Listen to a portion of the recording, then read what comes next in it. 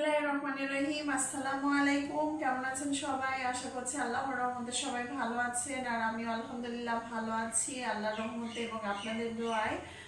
যে যেখান থেকে আমার এই ভিডিওটি দেখছেন সবাইকে ধন্যবাদ জানাচ্ছি। বেলি কিচেনে স্বাগতম জানিয়ে আজকের পর্বে কাঁঠালের বড়া তৈরি করে কাঁঠালের বিচি ফেলে নিয়েছি। কাঁঠালের বিচিটা ফেলে দিয়ে ব্লেন্ডার জারে এরকম পেস্ট করে নিয়েছি। একদম কোনো আঁশ নেই, কিচ্ছু নেই, একদম একদম স্মুথ একটা ব্যাটার মতো তৈরি হয়েছে। তো এখন আমি একটা বড় গামলা নিয়েছি, এখানে আমি দিয়ে দেবো। এখানে প্রায় 4 কাপ মতো হবে কাঁঠালের এই পিউরিটা। তো এখানে দিয়ে দিচ্ছি 2 কাপ চাউলের আটা, দেব 1 কাপ দেব আটা। এখানে ময়দাটাও ব্যবহার করতে পারেন, আমি আটা আছে আমার হাতের কাছে, আটাটা দিয়ে আমি বানাচ্ছি। দিয়ে দেবো এখানে চিনি 1 কাপ, মিষ্টিটা আপনাদের পছন্দ অনুযায়ী দিয়ে নেবেন। এর ভিতরে দিয়ে দিচ্ছি 2টা ডিম। এরপরে দিয়ে দিচ্ছি একটু লবণ। লবণটা চিনিটাকে ব্যালেন্স করবে, মিষ্টিটাকে। কিচ্ছু দেওয়া লাগবে না, কোনো ঝামেলা নেই। এটা এখন শুধু সুন্দর করে মাখাতে হবে, একটা সুন্দর স্মুথ একটা বেটার তৈরি করে নেব। দিনে একটু ভাজা পোড়া না খেলে ভালো লাগে না, একটু বড়া, যেহেতু এখন কাঁঠালের সিজন, কাঁঠাল দিয়ে, আর কাঁঠাল এমনি বাচ্চারা খেতে চায় না, তো এভাবে বড়া বানিয়ে দিলে কিন্তু ওরা অনেক মজা করে খেয়ে নেবে। কালকেও বানিয়েছিলাম, তো ভাবলাম আপনাদের সাথে একটু শেয়ার করে নিই কাঁঠালের বড়াটা।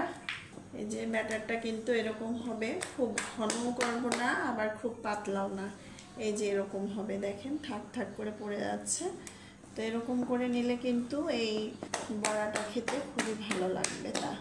কাঁঠালের বড়া এটা আমি 5 মিনিট ধরে ফেটিয়ে নেব। 5 মিনিট ফেটিয়ে নিলে কিন্তু এই ব্যাটারটা আরও বেশি স্মুথ হবে, আর তখন পিঠাগুলো খুব ভালো হবে, ফুলবে।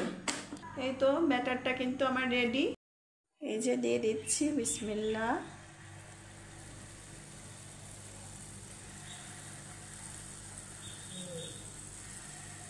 দেখুন আমার ব্যাটারটা কিন্তু একদমই পারফেক্ট হয়েছে, দিতে দিতে কিন্তু উপরের দিকে উঠে আসছে আর ফুলতেছে, মাশাআল্লাহ।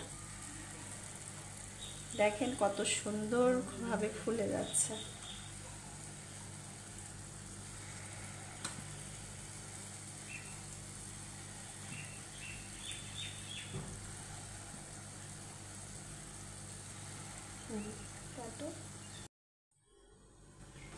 দেখুন মাশাআল্লাহ, একদম ফুটবলের মতো ফুলে গিয়েছে পিঠাগুলা, আর দেখতেও সেই লাগছে। একদম দিতে দিতেই ফুলে গেল পিঠাটা। মানে পারফেক্ট ব্যাটার হলেই কিন্তু পারফেক্ট পিঠা হবে। ব্যাটারটাই হচ্ছে মেন। ব্যাটার যত সুন্দর করে মাখানো যাবে তত সুন্দর পিঠা ভালো হবে।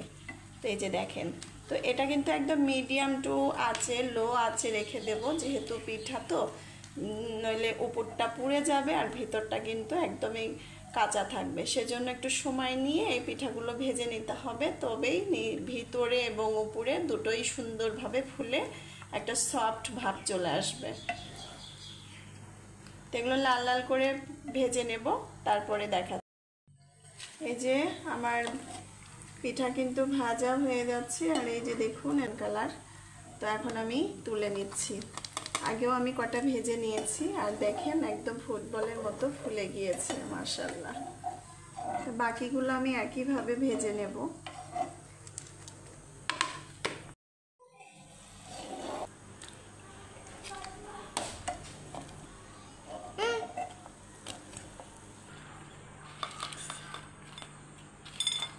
এই তো মাশাআল্লাহ, দেখুন কত সুন্দরভাবে ভেজে নিলাম, আর দেখুন পিঠার গাটা একদম সফট, একদম কি সুন্দর তুলতুলে নরম, ভিতর উপরেও যেমন ফুলেছে, ভিতরটা এই যে খুলে দেখাচ্ছি, মাশাআল্লাহ, ভিতরেও কিন্তু জালি জালি এসেছে।